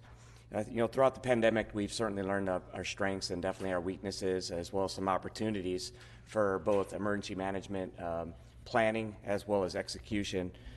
Jacob Green and Associates is a vendor that we sought to help us with that process. They would come in, do a gap analysis of our current emergency plans, update our emergency operations plan, update our hazard mitigation plan, which is very complex and difficult to get through the entire process, as it takes all the city departments working together and some expertise getting that through the approval process with FEMA. And Jacob Green is well suited to do that. To get this plan going, we solicited requests for proposals for emergency management consulting through our purchasing division. The RFP was sent out to 117 firms and downloaded by 26 firms, consisting of 24 consulting companies and 2 subcontractors. We did put together a diverse panel of public safety as well as external evaluators for the proposal, and they all come back with a unanimous decision based on the scope of work and the similar projects that Jacob Green has put together with the city of Pico Rivera here locally, Lake Forest, Fontana, with some of the same programs to update and amend their disaster readiness programs. In addition to this opportunity for us, Jacob Green's brings some expertise that we anticipate most of this program being grant funded. The fire department does have budgeted funds for this contract, but we expect to see most of that back through grants that the vendors can be able to bring us back. I do have the CEO, Jacob Green, here if you have any questions, and I'd certainly be happy to answer any questions for this great opportunity for us. With that, I'd recommend approval of the contract and authorization for the city manager to execute all the contracts. Move approval. Second. Okay, it's been moved by Mayor Pro Tem Scott and seconded by Councilmember Carazellis. And so if there's no objections, the motion will carry. Thank you. I think the thing I had asked you about, I see it's under here, under number 3, so we can talk about it more. And that's making sure that the elected officials are involved in the training activities. Yes, ma'am, that's outlined in the work plan on attachment C that all city staff, including council members, we afforded the training. Right. Thank you. You got your approval. Yes, sir. Hey. You can press your luck. Press your luck. Thank you. Okay, tab 10. I've got tab 10. Okay. Good evening, Mayor, Mayor Pro Tem, council members, and community. My name is Tom Crowley. I'm the Utilities Manager for the City of Rialto. The United States Bureau of Reclamation Drought Resilience Program provides funding for projects that will build long-term resiliency to drought. The goal of the project is to build a resilience to drought by increasing the reliability of water supplies and improving water management. The city currently has a well, City Well 3A, that meets the eligibility requirements for this grant program. The city also currently has water rights in the Lytle Creek Basin, which is a sub-basin of the San Bernardino Basin area. The site of the well is in the Lytle Creek Basin and is just north of Baseline Road and west of Lassen Street near the Lytle Creek Wash. The well was originally drilled in 2010. Pump tests were completed and analysis of the well water revealed that arsenic was detected. In 2015, the city conducted a series of tests to determine if groundwater could be pumped from the different parts of the aquifer to avoid pumping arsenic in the well. The conclusion revealed that the treatment system would be required to remove arsenic from the groundwater. The well will be rated at 1,500 gallons a minute, which will produce up to 2,400 acre-feet per year. The total cost of the project is a little over $4.1 million, and staff recommends pursuing a grant in the amount of $2 million, 50% of the total cost, leaving the city responsible for the remaining $2.1 million. If awarded the grant, the city has 3 years to complete the project. And upon notice of the grant award, the city would pursue state revolving fund loan to finance the city's portion of the project costs. Application is actually due tomorrow. And this item was presented in the Water Subcommittee on May 25th and recommended that staff present this item to the full council for consideration. With that, it ends my presentation. Move approval. Hopefully you already have the application filled out. Yes, we do. They've filled out, reviewed, and ready to go. You're working till midnight, 1 o'clock? No, we're done. We just needed this resolution. Go, Tom. Okay. We got it. It's been moved by, I think I heard multiple Mayor Pro Tem, and then I think seconded by Councilmember Carazellis. No objections, motion carries. Number 11, tab 11, please. Good evening again, Mayor, Mayor Pro Tem, and Council. I'm here to discuss Resolution 7922, as well as the, as I lost my place, I'm sorry, the one-time essential worker pay for the City of Rialto employees pursuant to the American Rescue Plan Act. If you recall, there were several decisions that were made as the federal government released how ARPA funding would go. Ultimately, in the final ruling, we were able to modify how the accounting went. So the ARPA funding became part of general fund, just to make sure that is remove any confusion there. So when I'm referring to ARPA, it is the ARPA rules that are now part of general fund. This is to create a one-time lump sum, non-pensionable $3,000 payment to both full-time and part-time eligible employees in recognition for the time served of at least 6 months of employment as of March 12, 2022. The essential worker payment will be used to eligible unrepresented city employees as well, and it is based on the eligibility requirement that approximately 366 employees may receive that. Additionally, each bargaining unit has been met with and conferred, and they would be required to sign this side letter in order to receive the payment. I will certainly take any questions if you have any. All right, thank you. Move approval. Second. It's been moved by Mayor Pro Tem Scott and seconded by Councilmember Trujillo. Any objections? Hearing none, motion carries. Only thing I say is, I wish we could have got it out sooner. But we were revised by council.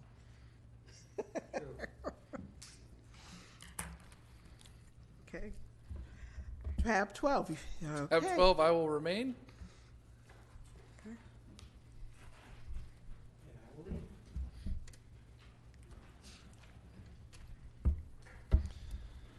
For tab 12, we've moved on to Rialto Cares, which is what we had talked about earlier, where the confusion comes in with the CDBG CV and the Rialto Cares assistance program. But as the mayor and Mayor Pro Tem suggested, we will create a matrix to be able to make that clearly understood. So for this, City Council approved funding for the following programs on December 14th of 2021.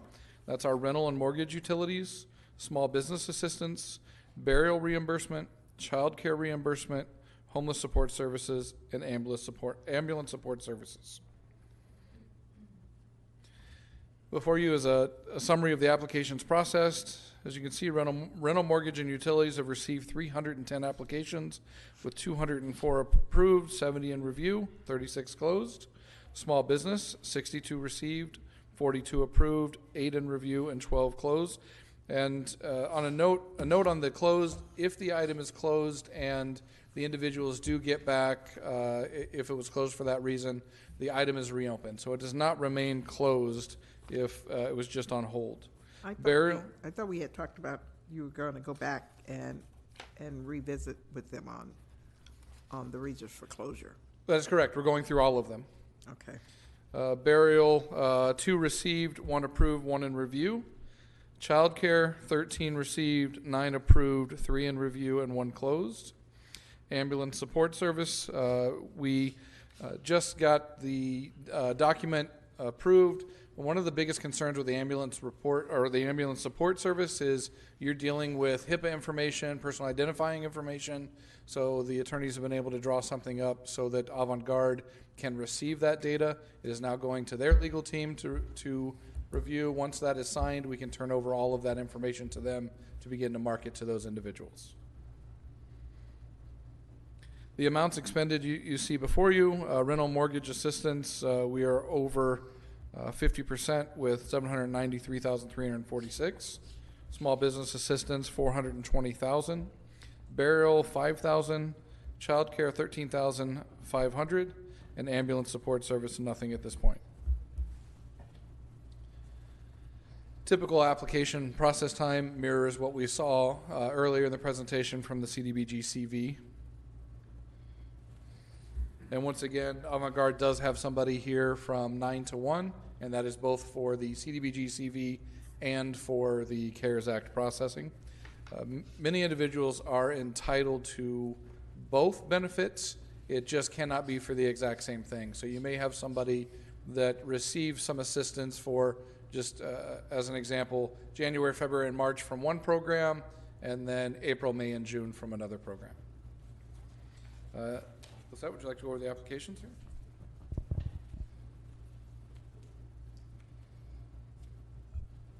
Good evening again. So here we're just providing an overview of the applications that we currently have in process. As Aaron mentioned, in the previous slide, we've processed over 300 applications for the rental program. So all of those details were included in the trackers that were provided to the City Council, but I wanted to include this in the presentation just to show an overview of the applications. We've had great success with the program, so I wanted to just mention that of the 50 applications that were in review, most of them have already been processed, and I believe since the beginning of the month, we've already received an additional 53 applications. So we continue to receive a lot of applications for this program. Okay. Question? Yeah, I do. Can you tell me what you guys are doing for outreach in regards to the child care thing? And here's my concern, and I kind of explained to you a little bit of how I felt about this in our meeting. I'm seeing a lot of single moms, young single moms, that are really struggling with child care, yet we haven't expended hardly any money. So what are we doing as far as outreach, and is there some requirement that we're putting on this that's making it difficult for young single moms to be able to get assistance with child care? Because a lot of people are struggling with that right now. They're not only struggling with gasoline, but they're struggling with child care. And I would think that money would be gone by now. The application process for receiving assistance for childcare is very simplified. So as long as you're able to provide a receipt of paying a daycare, or if you have somebody that you pay personally, they just have to sign an affidavit form saying that they receive payment for caring for the child, and they submit that to us, and then they get reimbursed for that funding. So what kind of outreach are we doing? We did outreach to all of the child care businesses that have a license with the city. After our meeting, I believe Cynthia worked with her team, and they recorded a commercial. They recorded a commercial in English and Spanish, which should be starting to air, I'm assuming. Cynthia, if you want to provide an update. So have we reached out to Walmart so they can reach out to their employees? Have we reached out to the restaurants so they can reach out to their employees and tell them that funds are available? Have we done any of that? We have not reached out to some of those big businesses, but we can definitely do so. I think that would be a good idea. And can I just add to that, because we had the same conversation, and there was the question about outreach. And I believe you guys said you looked at the database, but you only were looking at businesses that had a larger amount of child care services that was greater than some of the in-home ones that are up to, usually people's child care in-homes are up to a limit of 14. So there was a group that is kind of like under the radar. And Correct. They're not required to have business licenses because they have a certain number. But they do have, some have business license and some are certified through the county and so that was another area because Right. If they're certified if they received a business license, we did market to them. If they don't, we will have to contact the county and see if there's a way to get those. So after I had my meeting, I discovered like the daycare that's been next door to me for 17 years and great daycare, and I went over and asked, and what we really also need to know is they need to it was said they need to have the applicant needs to be a Rialto resident. Yeah. Not necessarily they have Correct. to be daycare at a daycare facility in Rialto, but they need to be a Rialto applicant. So correct, because the resident is the one receiving the benefit. Yes, correct. They could be paying someone somewhere else that's closer to work, but they need to be Rialto residents. So hopefully that'll help get us a little bit more information. Absolutely. We'll try both reach out to the county to get information, and then also reach out to the larger businesses to see, a flyer, talk to the manager, see what we can do. My commercial should be ready this weekend to be released to the public. Okay. I had a comment. Go ahead. Thank you, Yes, Madam Mayor. Councilor Perez.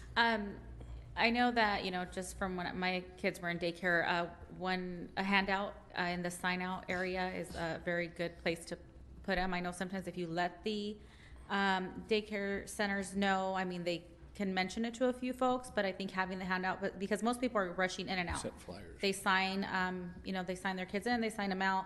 If something is there available for them to take home and review once they get home and settle down, that's a good idea. Also, a lot of the businesses have in their break rooms, a board where they put out important information, activities, or resources or whatnot. So, as they mentioned in the bigger businesses, if something can be put up in the break rooms for them to review while they're on break. Again, sometimes most people look over things when they have a little bit of downtime. So those handouts and things of that nature would be probably a good idea. And the flyers were sent to all of the individual child care centers. The issue that I'm seeing is a lot of people have received these and they just assume it's a scam of some kind. I had a gentleman that I met outside that walked up to City Hall, gave me one of the postcards. He said, "I'm sure this is a scam, but I'm coming to see if it's real." And I walked him through the process and obviously it's real. So I can't get this out there enough that I understand the time we live in. I understand the scams that go on. Rialto Cares is a real program that was set up by the council to be able to help individuals. Word of mouth is what I have seen far more than any of the outreach we're doing be effective, because as soon as somebody knows it's legitimate, now they're more willing to come down and find out what's going on. So we'll certainly take all of that and do everything we can, but the key is for the individuals that have received support to tell their friends, tell their neighbors that this is something that's available to them. Thank you. And then just for clarification, it's okay if their children are in child care centers outside the city, sometimes close to work, but as long as they're residents, right? That is correct. It's if they're a resident wherever their child is being cared for. Thank you. Go ahead. On my end, my question was on the ambulance. I know you guys are working to try to find those people, but I also want to make sure you guys have an outlet too for people who want to reach out to you, if it's possible to put on the website, so that they can come in contact with somebody that.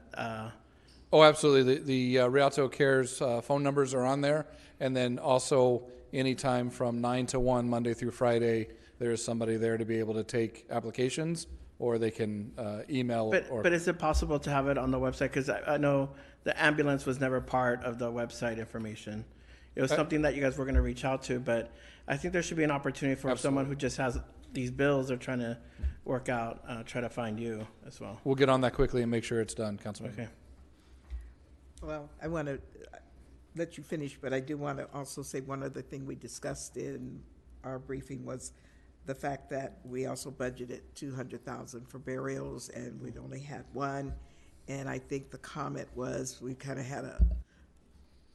maybe had difficulty or not knowing where to go to get some sense of who may have been some of our residents that were victims of COVID. And I remember you said you were going to reach out to the fire department who may have had. Yeah, if the fire chief, the acting fire chief would like to come up and kind of discuss that. Those numbers, in talking to him, did come from the county. They were not numbers that our fire department has. And so we did not have direct access to the individuals or the next of kin. Well, anything to add to that? So I hope we can do it. And in the meantime, I saw Ms. Alvarado getting up, and I just wanted to say to kind of all of you guys now, besides her video PSA message going out, she's also offered to get me a packet of all the flyers and materials so I can do some going out and handing. And I don't know if she want to add a workload, but maybe she'll make you guys a package too. And then you have your own flyers in your own package. So I'm putting you on the spot, Miss Alvarado. Okay. Go ahead. What? Give him my number. Give him her number. That's what I've been doing. Anyway, did you have something you wanted? We do have some recommended changes. Okay. So currently, for rental mortgage and utility assistance, applicants can only apply for one-time assistance. We are recommending that they'd be able to reapply as long as they don't exceed the $5,300. We have individuals that have come in really felt like they only needed that 2 months to get through because they got a job, perhaps lost their job again because of what's going on with the pandemic. It is our recommendation that they would be able to reapply to get assistance. On the small business side, currently you have to demonstrate a 25% revenue loss. Anyone that knows, that has owned a business knows that that is a tremendous loss.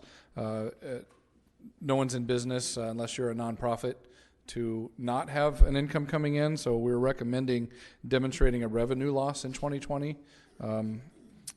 Must have less than 25 employees, also changing that to must have less than 25 full-time employees.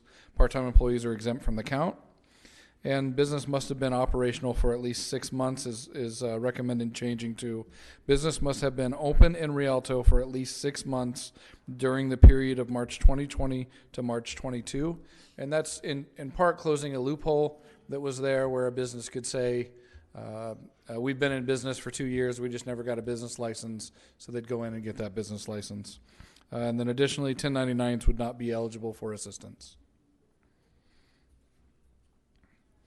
With that, staff is recommending that City Council amend the rental mortgage utility assistance and small business assistance grant guidelines as posted above, with also an understanding that council has the ability to modify it in any way they would like. Okay, you have another question? No, I was just going to move for approval. Okay, it's been moved by A second. Councilmember Perez and seconded by Councilmember Trujillo. Any objections? Hearing none, motion carries. Thank you, Council. All right, thank you. Okay, that concludes the business portion, and let Councilmember Carrizos know he can return if he didn't leave. He's got his stuff still there. So, in the meantime, would anybody like to, want to start with any comments or reports you'd like to? I just wanted to thank our city clerk, Barbara McGee, and her staff, police, fire, for all the work they did at the Memorial Day ceremonies. It was a beautiful event. Nice to see our community come together to honor our veterans as well as memorialize the ultimate sacrifices that were made in defense of our country. And also nice to just see kind of people just coming together for such an important cause. And so you're seeing pictures here of our event. Okay. So there's our mayor and our mayor pro tem. Our assembly member Ramos was also in attendance.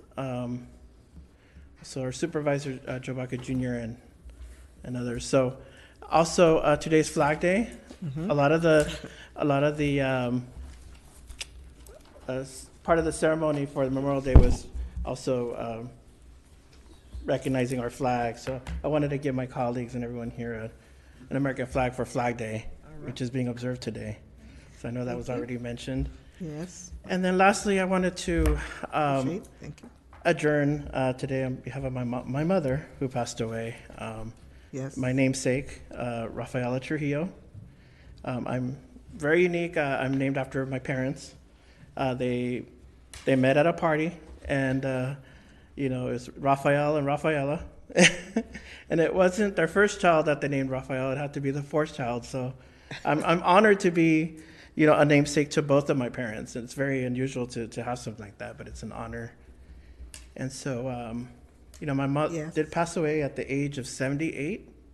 And she lived a good life. Okay, So, we certainly will close in memory of her. I do want to say how she passed away. She had some health problems. During the Delta wave, she had like a stroke. And then she had a stroke a couple months ago. And then as she was being transported to the hospital, she had a heart attack. And it was just one thing after another. As you age, you just have to be more careful about your health. And so I do want to adjourn in her memory. Thank you. We will do that, definitely. Councilmember. Yes, Carrizos. thank you, Madam Mayor. I also attended the Memorial Day event. Big shout out to our city clerk who always puts on a good event, and everyone else, our fire guys that were out there, police department, mayor pro tem, everyone else that attended, and special thanks to the mayor for for her assistant, Andrew, that helped her with the flag. He was available. He was available, and now he has another feather in his hat. So I want to also, give my condolences to Rafael Trujillo and let you know that we're praying for you and that we're here for you. Thank you. Thank you. Carla? Thank you, Madam Mayor. I unfortunately wasn't able to attend the event. I was under the weather and was worried that I wouldn't be able to attend my own daughter's graduation, but luckily I was good to go by then. So a big congratulations to all the seniors in the city of Rialto who had their graduation on June 4th, especially my daughter, Mariah. They did have a chair in honor of a student who Rafael Trujillo closed in memory of, Ivan Salcido, who was a friend of my children. They did honor him during graduation. That's all. Thank you. Mayor Pro Tem. Thank you, Madam Mayor. Memorial Day weekend was a busy weekend. I had the honor of being a judge at the rib cook-off at the American Legion Post 422. It was a fun day. I was there most of the day, had some good ribs. And then on Monday, the event, kudos to our Madam City Clerk and city staff for the great job they did. It was a good event, a very nice day, and probably one of the nicest Memorial Days I think we've had in a while. So enjoyed it very much. And then on Friday after that, June 3rd, I had the honor to speak at Rialto United Methodist Church, honoring them for their 134th anniversary. They're the oldest church in Rialto, I believe. Their member, Faye Coates, invited me to speak. It was an honor. I had a good time, had breakfast with them, and when I left there, the ceiling was still on the church, so it was a good day. Okay. But it was a great event. I really enjoyed No talking lightning to them. strike. No lightning strikes or anything. It was amazing.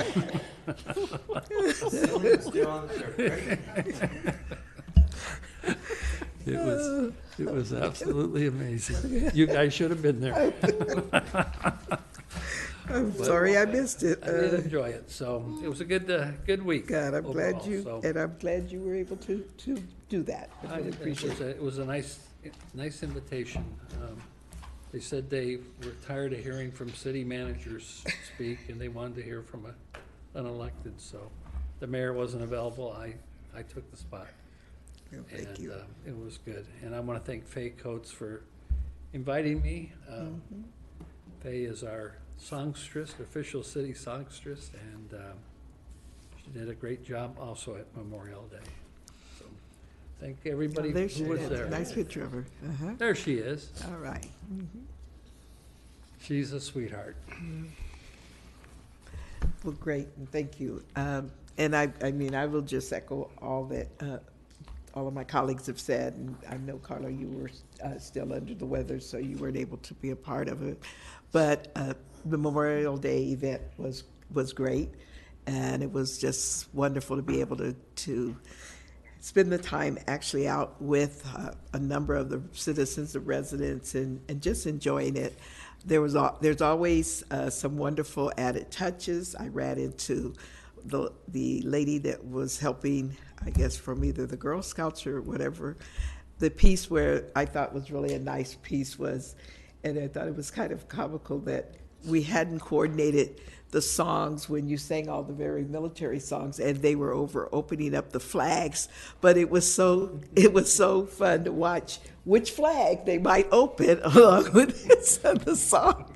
And so then I ran into one of the coordinators that was helping, and I saw her on Friday at the school's summer kickoff, and Raphael and I were there to participate with that. But I felt that was a wonderful added piece that we did not have in the past. I also enjoyed waiting on the flyover And so by the time the flyover came, he was flying over so many times, I thought at some point, sadly, he might crash at the Memorial Day.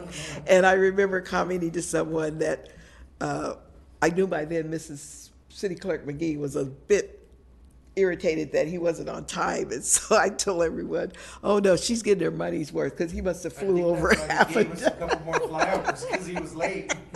He didn't want to have to answer He didn't to want her. to have to. So everybody enjoyed it. It went from a flyover to an actual air show. And so we really enjoyed that extra entertainment. But it was a great event. It really was. And, you know, again, I would have to say to Councilmember Andy Carasalis, I know that Prince Drew, as I call him, Mr. Andrew Carasalis, has been in our presence almost from the time he can walk, and I really appreciate that he has high standards about how he is attired. His little boy has been in suits probably since he was 2. Not that the parents, but this is what he would like to wear. And I felt that day when I was standing there to receive the flag and receiving it from our young Marines, I said he needed to step down here and see that perspective of seeing some of the kids, because he loves to be engaged. And so I wanted to do that for not so much our memories, but his memory, because later on when he wants to, I think, adorn one of those young Marines uniforms. So we were going to work on all of our ceremonial activities, but And just so you know, he likes to go to events just to wear his suits. That's right. It's not the other way around. That's right. So some days, and then he heard that time when he had to go to school and I had a stand-in. I think that was it. He was like, oh no, you're not going to get into my. So I enjoyed that. I wanted to announce, and I did speak with Ms. Parker today, and of course we acknowledged that her husband passed away, Leroy Parker, and I checked with her to see how things are going. Tomorrow will be the funeral. The services start at 11 a.m. over at New Hope Missionary Baptist, and then they will do the interment over at the Riverside Cemetery, military cemetery. But she did say to let everyone know that she appreciated the contact. She's still trying to deal with it, but she also canceled the repast, which was going to be a repast after the interment. So I asked her if that was okay to announce, and she said yes. But you know, she's going to probably look at doing something a little later. But there will be something that the family, just family members, will do after it. I too would like to just send out again special graduation acknowledgments to seniors, the ones that so many of them that graduated, and it was really well. And I want to give a special shout out to the young lady who I caught the last name, and her name was Flores, but I think she set a school record. And I wonder if that's not only a school record, but perhaps within the Rialto Unified School District or in this region. She graduated from Carter with a 4.93 grade point average. Wow. And I go, I didn't know that we could go that far. So I really wanted to say congratulations to her. I also wanted to acknowledge that Owen Napper, who is one of our interns, and everyone knows him as the senior class president. Everyone knows Owen, and he's watching. He does. And Owen did an outstanding job. I think Raphael and I will agree with the opening of summer lunch program, singing the national anthem. But he's graduated, and he's been accepted to UC Berkeley. So there he is standing over there. And then the other young lady is also an intern, and that's Genesis Bolagon. She graduated from Summit, and she will be going to North Carolina A&M.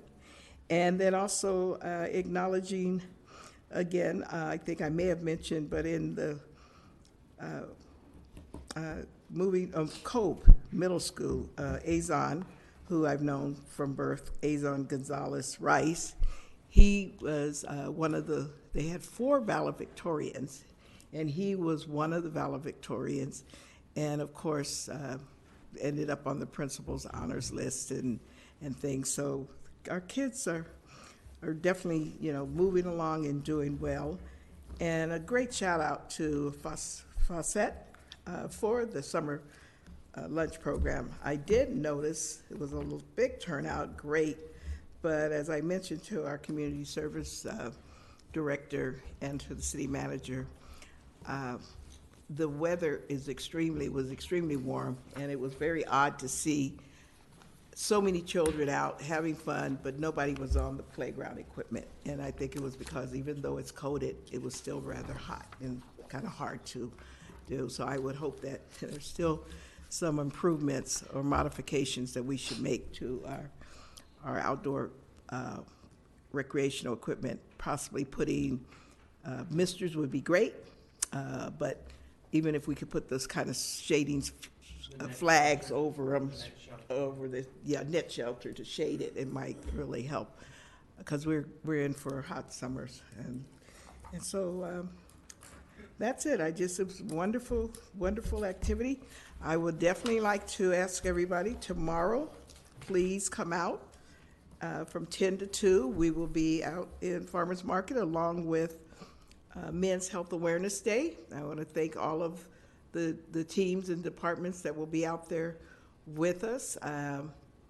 It's going to be a great event. We're going to also have a job fair along with the vendors, and then in the evening we will have another evening event over at the Grace Vargas Senior Center, and that's kind of a follow-up what we did last year when we had a conversation with our law enforcement in the Francis Brooks Center. This time it's going to be a conversation with our young men about manhood. So we've got a number of practitioners and faith-based and community-based organizations that's going to handle that.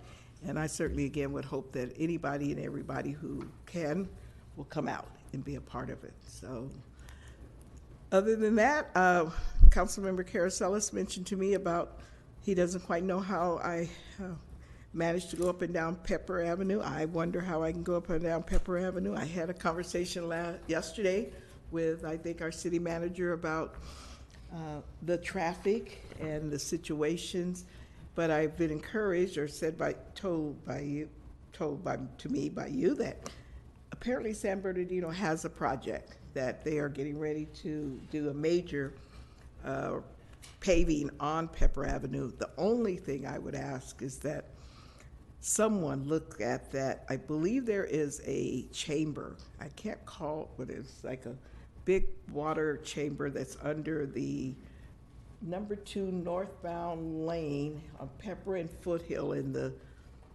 southeast corner. Whatever's into there, and as I'm told before, they've tried to reinforce it, but that's the lane that you have heavy trucks in, and no sooner than they fix that road, it creates a big dip deep. So I think hopefully they're going to look at that. I don't know why we continue, but from what I understand of our storm drain systems and everything that's running, I don't know who's under whose jurisdiction at that corner, but it certainly needs to be looked at. So with that, anything else to mention, City Manager? Oh yes, that's right. What's happening in Rialto? Come on down. Hello. Hello. All right, so we have a lot going on. As the mayor mentioned earlier, tomorrow will be our annual Rialto Men's Health Fair. The first part will start off at Farmers Market from 10 a.m. to 2 p.m., and then there'll be something later on in the evening at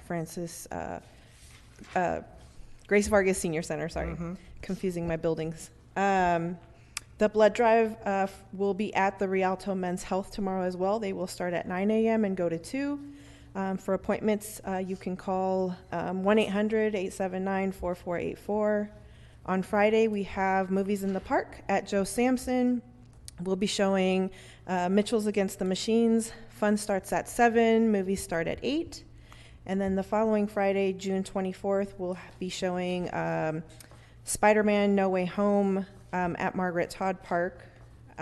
Fun starts at 7, movie starts at 8.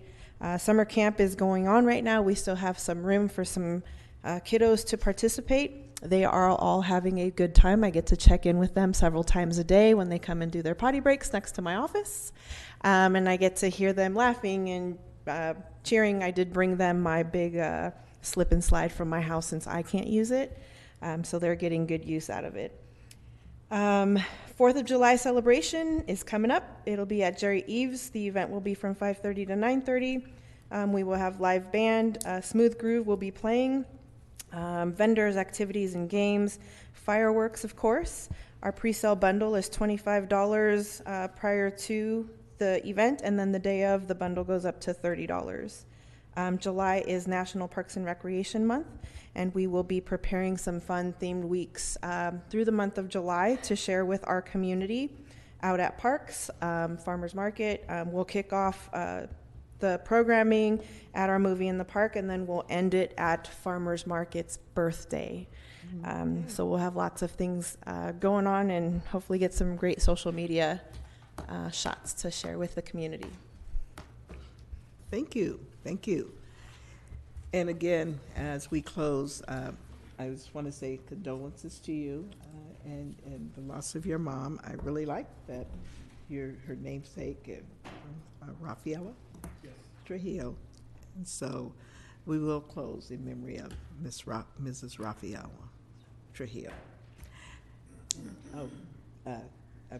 Councilmember Perez. Thank you, Madam Mayor. Just a few items that I forgot to mention. One, happy Father's Day to all of the fathers out in our community. And also a happy early birthday to our mayor, which is also on Sunday, Father's Day. I was trying to figure out who else's birthday was around here, but this week is gone quickly, so it's mine. All right. One more thing. Wanted to ask our city clerk if she could give us an update on passports. I know there's a big change that's happening. I was wondering if you could just kind of notify the community of what the changes are going to be. The passport changes, we are still doing passports. We're just going to appointments. And our appointments are 2 days a week, Wednesday and Thursday from 9 to 3, starting July the 6th. I think that's a Wednesday. Okay. So, and we've already started with the apartment. We're almost full from appointments for that first day. So. wow. All right. Okay, well, if there's nothing else, entertain a motion to adjourn. So moved. All right. Second. Moved by Councilmember Perez and seconded by Councilmember Carrizales. And any objections? Hearing none, we are adjourned. Thank you. Thank you for my flag. Oh, yeah. Happy Flag Day. I can go replace